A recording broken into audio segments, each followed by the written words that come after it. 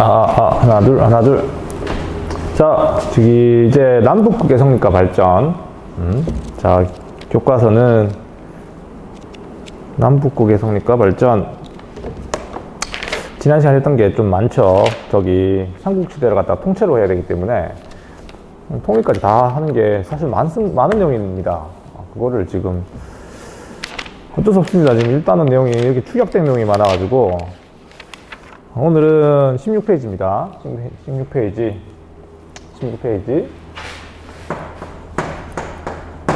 페이지에서 19페이지까지가 되겠네요. 19페이지. 발해까지 다 한꺼번에 나갈게요. 발해까지. 자, 잠깐만요. 선이 이게. 아이고, 유선이 더 나은 것 같더라고, 이게 녹화가. 19페이지까지. 되겠습니다. 이제 남북국의 성립과 발전. 남북국의 성립과 발전. 네, 대한 얘기. 통일신라 시대에 대한 얘기입니다. 통일신라와 발해에 대한 얘기죠. 알겠습니까?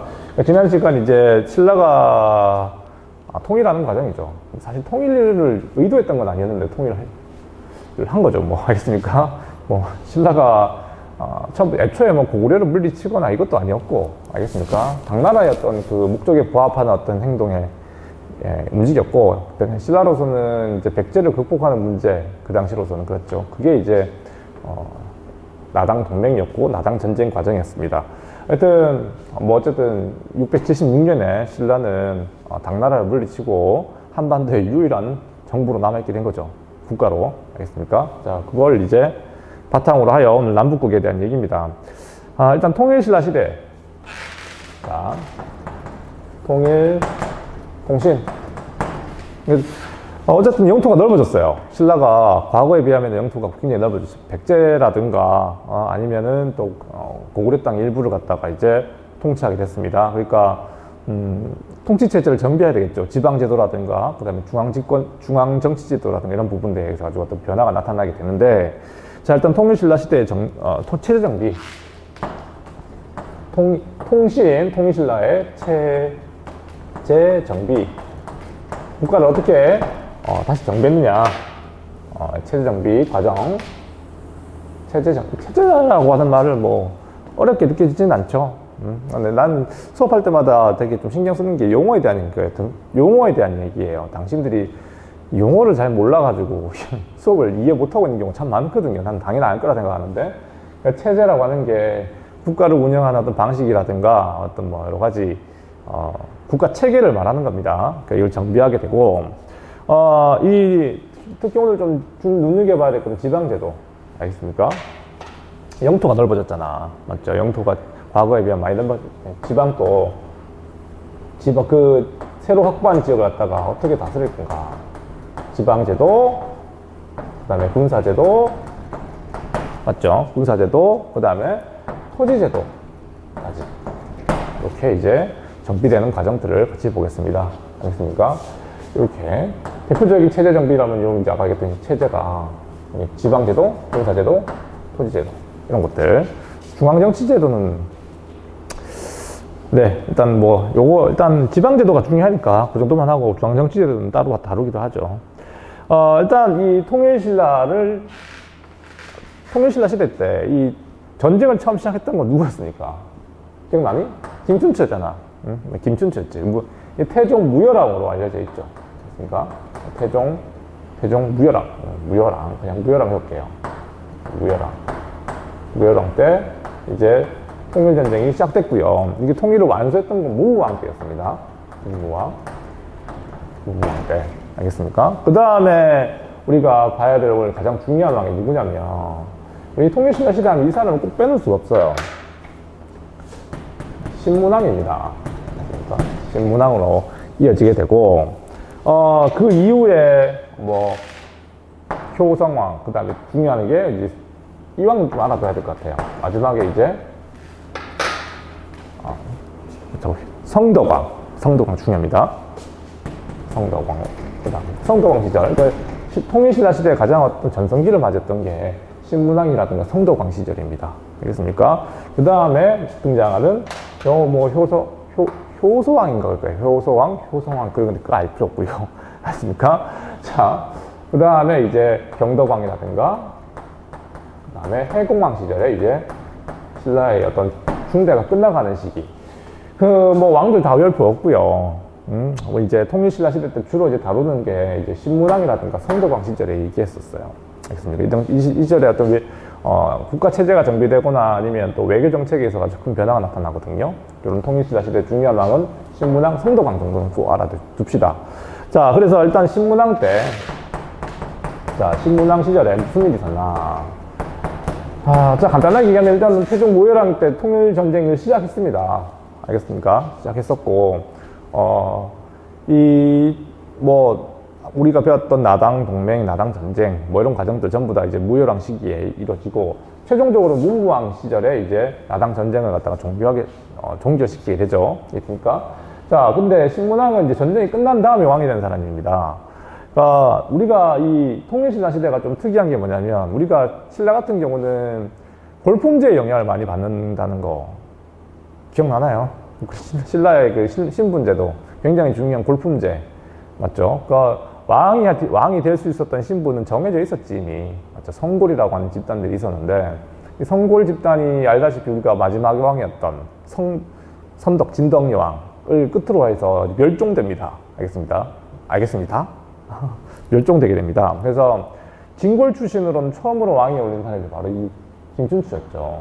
이게 왕위 계승권이 크게 바뀌는 과정이라서 진골이라는 얘들아 되게 폭넓은 계층이에요. 여러분들 이게 좀 정확히 잘 모를 텐데 진골은 왕족이긴 합니다만 좀 반개왕이라 생각하면 됩니다. 귀족 집단인 거예요. 다시 얘기하면 과거에 이제 박씨도 있고요. 박씨도 왕이었잖아, 맞죠? 초창기 박역고세 박씨가 왕이었잖아. 석씨도 있죠, 맞죠? 석탈에 있었다니까. 그러니까 그런 집단들 전부 다 진골 귀족에 해당되는 겁니다. 알겠습니까? 그러니까 원래는 이 왕위 계승권에서 많이 멀어졌던 김씨 내무랑 이후에는 김씨가 쭉 왕위를 이어왔었고 그 중에서도 이제 성골 집단이 버풍왕 이후에 서서히 형성되기 시작합니다. 진평왕 시기라고 하는데 그것까지 알 필요 없고요. 어쨌든 그렇게 성골 집단이 형성되고 성골이 왕위를 이어간다는 그 원칙이 또다시 한번 바뀐 거죠. 이해됩니까? 그래서 진골 출신 중에 김춘추, 특히 이제 김춘추와 문무왕은 이 통일신라, 그러니까 통일전쟁을 수행하면서 이제 왕위의 어떤 공고함을 하고 있었고, 사실상 근데 전쟁 중이었기 때문에 다른 진골 귀족들이 이게 시비를 걸 수가 없었어. 전쟁 중에는. 알겠습니까? 근데 문제는 신문왕 시기입니다. 신문왕은 굉장히 어린 나이에 왕위에 오르거든요. 그러니까 이제 불만이 터져 나오죠. 같은 진골 집단 내에서 왜 너만 왕하냐 하는 거지. 그 반기를 들었던 사람이 놀랍게도 누구냐면 신문왕의 장인어른 김흠돌이라는 사람이었습니다. 알겠습니까? 김흠돌이라고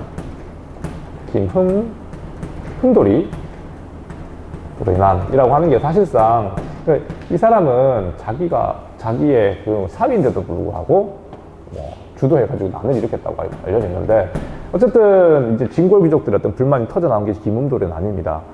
놀랍게도 신문왕은 이 당시에 이 장인어른이 일으켰던 김흠돌의 난을 진압해요. 알겠습니까? 진압하게 됩니다. 알겠습니까? 놀랍게도 진압하게 되고 이러면서 이제 왕권을 다져가는 중요한 초석을 다지게 되죠. 알겠습니까? 기반을 만들게 됐던 거지. 진골 귀족을 눌렀으니까. 자, 그래서 이 왕권 강화의, 이 김흠돌의 난이 왕권 강화의 계기라고 보면 되겠습니다. 강화의 계기.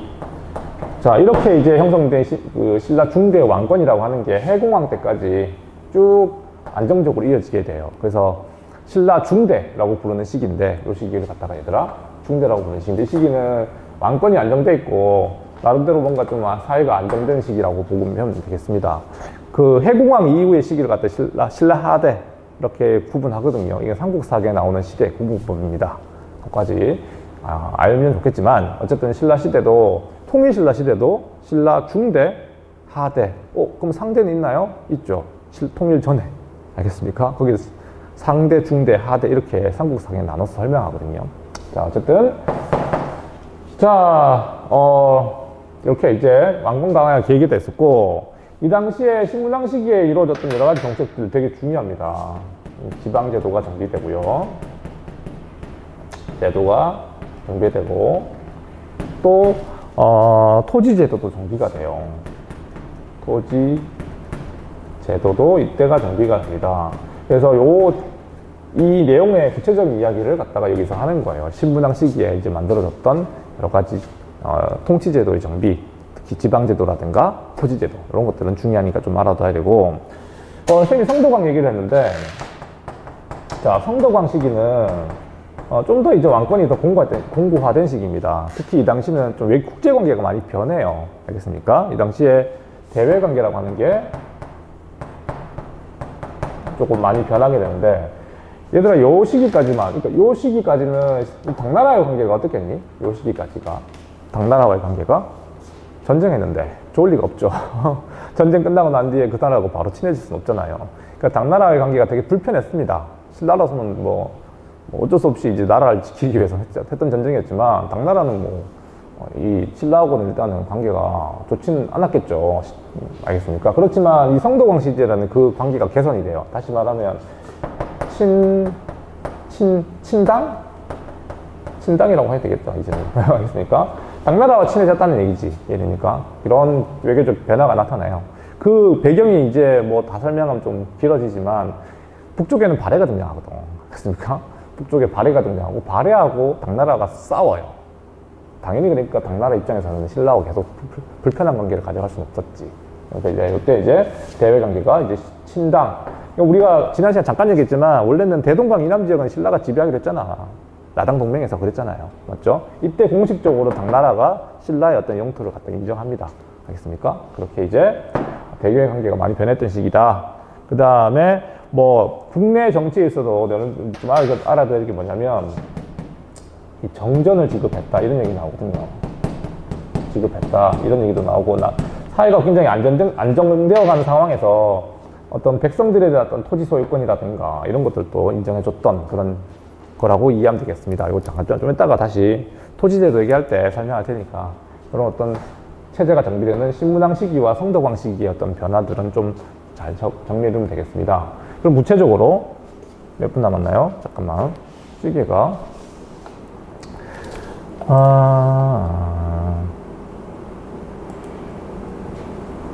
자, 10분이네. 자, 괜찮습니다. 그래서 가봅시다. 일단은 그러면은 지방제도가 어떻게 변화했는가? 내가 나하고 반가운 수업을 들었던 친구들은 요 그림 좀 봤을 거예요.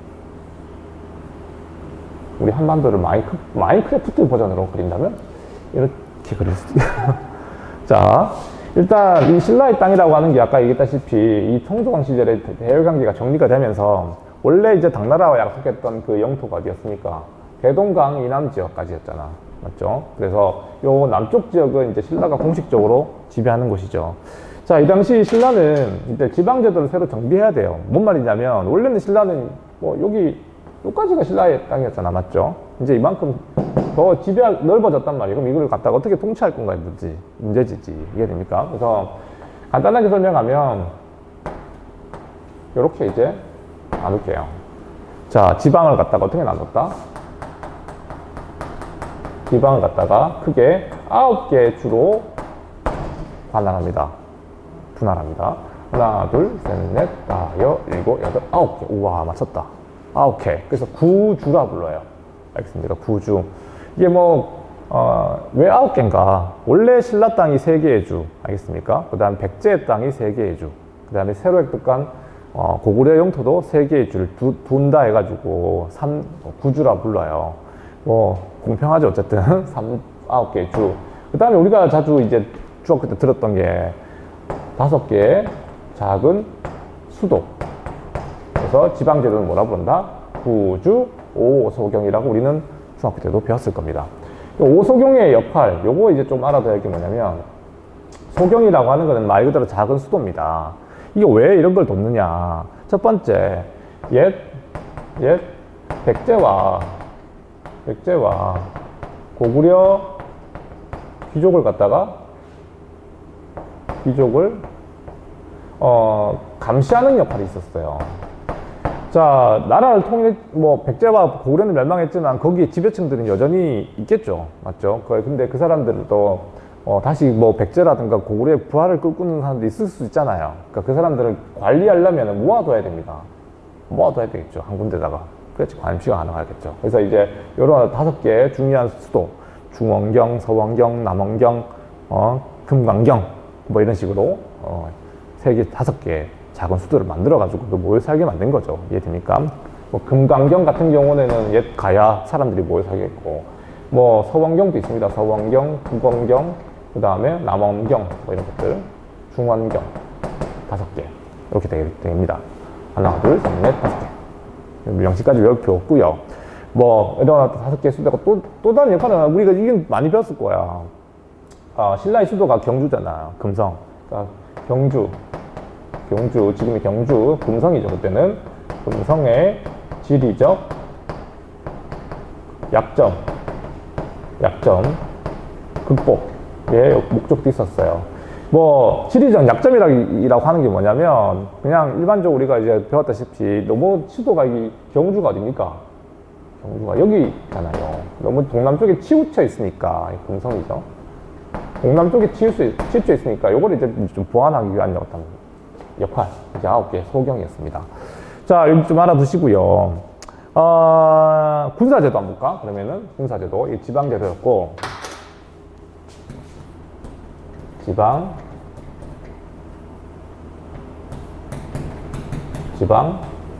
지방제도였고, 그 다음에 군사제도는 뭐 간단합니다. 왜 이렇게 오늘 글씨를 틀립니까? 제도는 지방제도와 굉장히 연관이 커요. 다시 말하면 이 지방을 이제 통제해야 될 거 아닙니까? 그래서 군사제도는 일단은 중앙군이 있고요. 중앙군이 있고 지방군이 있는데 중앙군은 말 그대로 수도 여기를 이제 통제하는 이제 지키는 그런 군대가 되겠죠. 최정의 군사가 되겠죠. 알겠습니까? 이걸 갖다가 뭐라 부르냐면 구서당이라고 불렀습니다. 구서당. 우리가 뭐 조선시대 때 서당 뭐 그거 말하는 거 아닙니다. 알겠습니까? 서당이 군대의 어떤 편제 단위인데 9개 어떤 그 군대로 이제 편제된 건데 이게 좀 어떤 성격을 가지고 있냐면 이 군대의 성격이 약간 민족 통합적 성격을 가지고 있어요. 우리 만약에 남북한 통일했다 생각해봐요. 우리 한국군 가지고 그냥 군대를 편제하면 좀 이상하잖아요. 북한군, 남한군 섞어가지고 군대를 새로 만들어야 될 거 아닙니까? 그러니까 이게 이 당시에 백제, 고구려, 그 다음에 말갈군까지 섞어서 만들었던 그런 민족 통합적 성격을 가지고 있다. 그렇게 설명합니다. 그러니까 민족 통합적 그런 성격을 가지고 있었던 그런 부대였다. 그렇게 이해하면 되겠어요. 아까 얘기했으니까 이거 다 적어줘야 되나? 너무 많은데 진짜. 부서당 알겠습니까? 그 다음에 지방은 십정이라고 불렀어요. 십정 9개 정. 그러니까 다시 얘기하면 9개 주잖아요. 하나, 둘, 셋, 넷, 다섯, 얘 각각 뭐가 둔 거야? 하나의 일정씩 각 주마다 일정을 뒀는데 한주가 어디입니까? 여기거든요. 한주. 알겠습니까? 한주 여기 미안하다. 여기가 되겠죠. 여기는 어때요? 신라가 이거 차지하려고 그렇게 이렇게까지 전쟁까지 했잖아. 그러니까 여기는 되게 중요한 지니까 이정을 뒀어요. 그러니까 몇 개가 됩니까? 10개가 되는 거지. 각 주마다 하나, 둘, 셋, 넷, 다, 일곱, 여덟, 아홉, 열. 알겠습니까? 이제 지방제도는 그렇게 좀 군사제도와 연관이 많으니까 연관시켜서 공부하면 되겠죠. 알겠습니까? 지방제도. 아이고, 계속 해야 되는데, 이게 참. 자, 그 다음에 토지제도까지만 하고 한번 끊어야 될 것 같아요. 토지제도. 요거는 되게 중요합니다. 그래서 이거는 시험제 꼭 나올 수밖에 없는 이야기인데,